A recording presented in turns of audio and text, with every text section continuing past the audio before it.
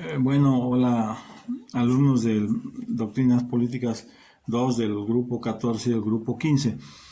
Estoy aprovechando el texto que les acabo de enviar, el prefacio del libro de Hobbes y la libertad republicana, para hacer una breve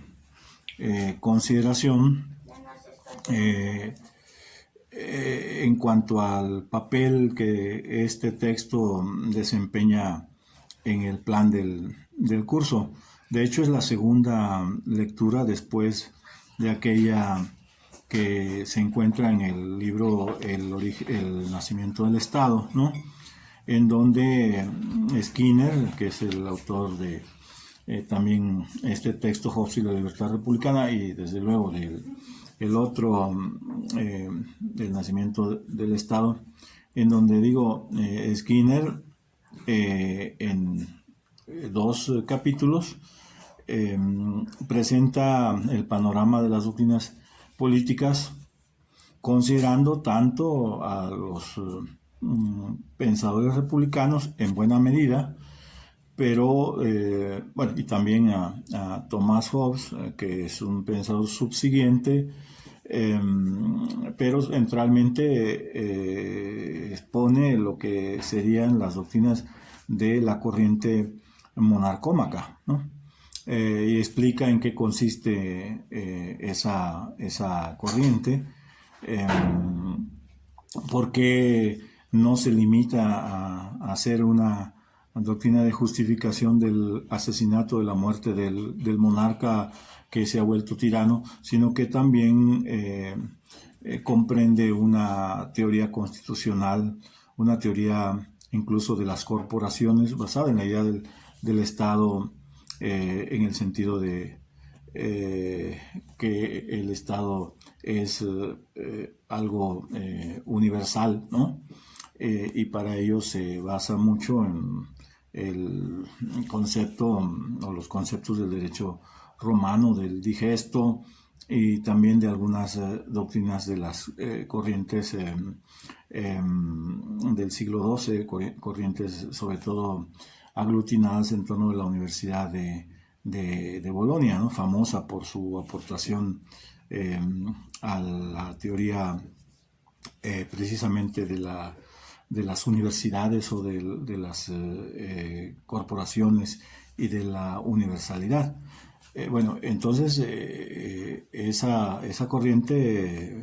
monarcómaca es una corriente que junto con la del republicanismo constituye eh, la, digamos, destinataria, o son las destinatarias de las críticas que Hobbes hará en Leviatán,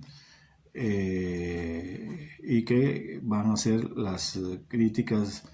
que servirán como fundamento de una teoría de la soberanía que es completamente contraria, opuesta a la de las ideas republicanas y monarcómacas, que apuntan, sobre todo estas últimas, que apuntan en el sentido de ya de una idea de democracia, pero una idea de soberanía popular, ¿no? Entonces,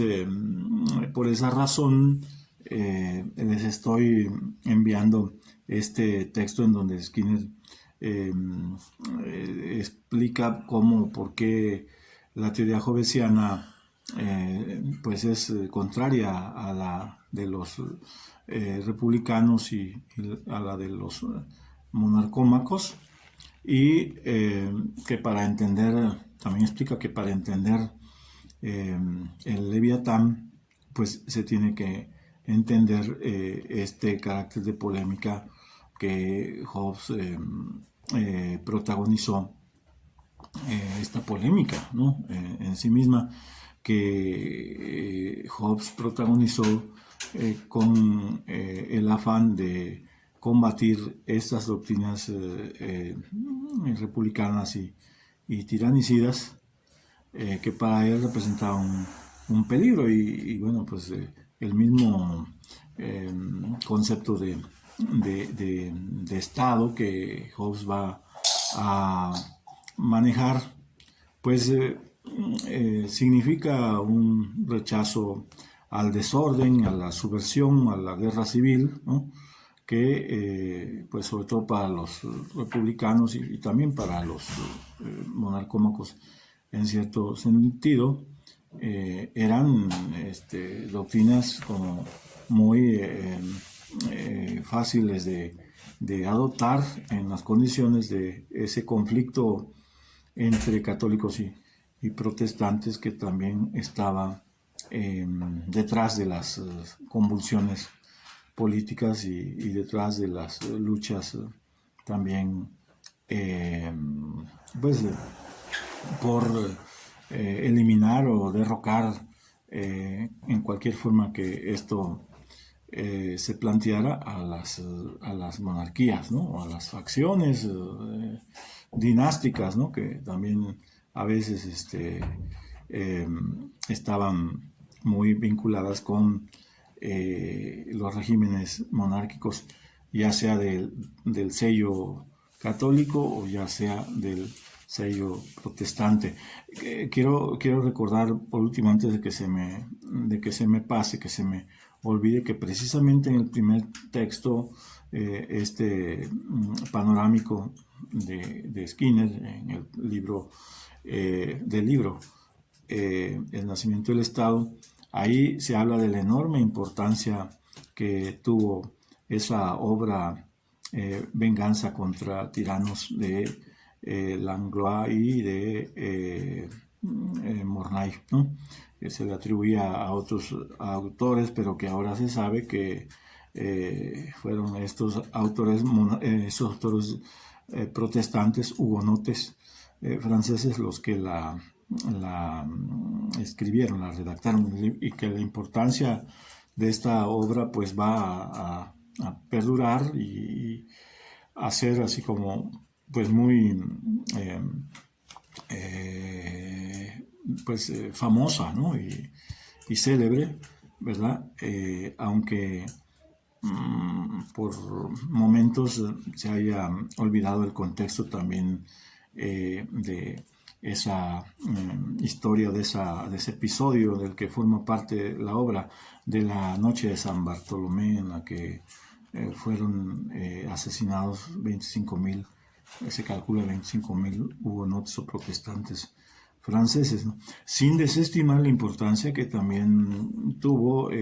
otra obra que para nosotros es muy importante porque tiene que ver con la tradición hispánica,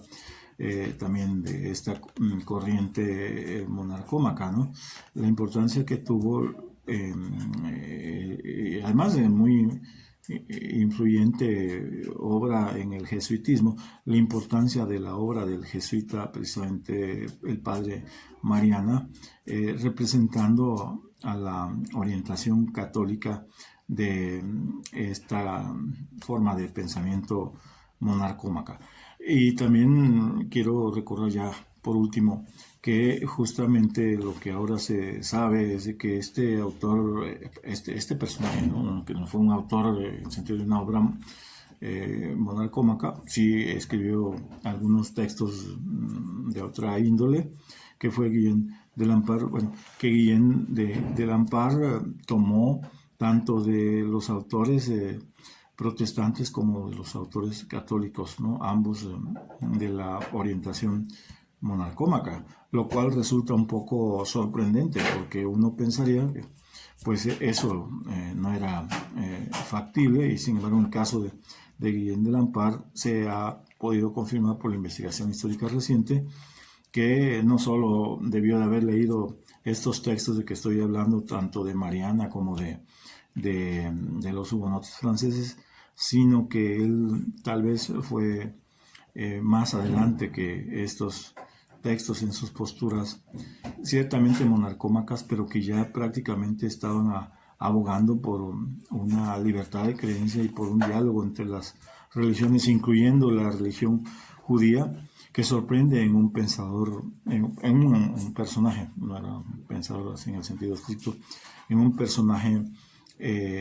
tan fervientemente católico como lo fue él, ¿no? Y que lo demostró además en el hecho de que pues afrontó toda esta terrible persecución y ejecución que sufrió, ¿no?, por parte de la Inquisición novohispana, ¿no? Espero volver sobre estos puntos últimos de que estoy hablando en un siguiente video, pero no quería dejar pasar la oportunidad para, ahora que estoy enviando el texto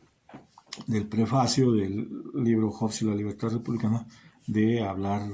un poco pues en esta clave también de los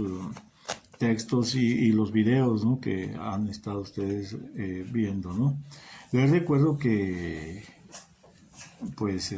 deben también de procurar visitar tan pronto sea prudente hacerlo por la pandemia, visitar la parte de abajo del monumento de la Independencia, del Ángel de la Independencia, en donde se encuentra lo que yo he llamado la estatua frustrada de Guillén de Lemperley, o la estatua que no pudo ser, ¿no?, una real estatua, porque se le confinó ahí a esa parte del monumento a la Independencia, donde casi nadie la ve, ¿no? Bueno, pues eso es lo que les quería decir. Les agradezco la atención que le dispensen a estos materiales que les estoy enviando. Muchas gracias. ¿Cuánto tardó?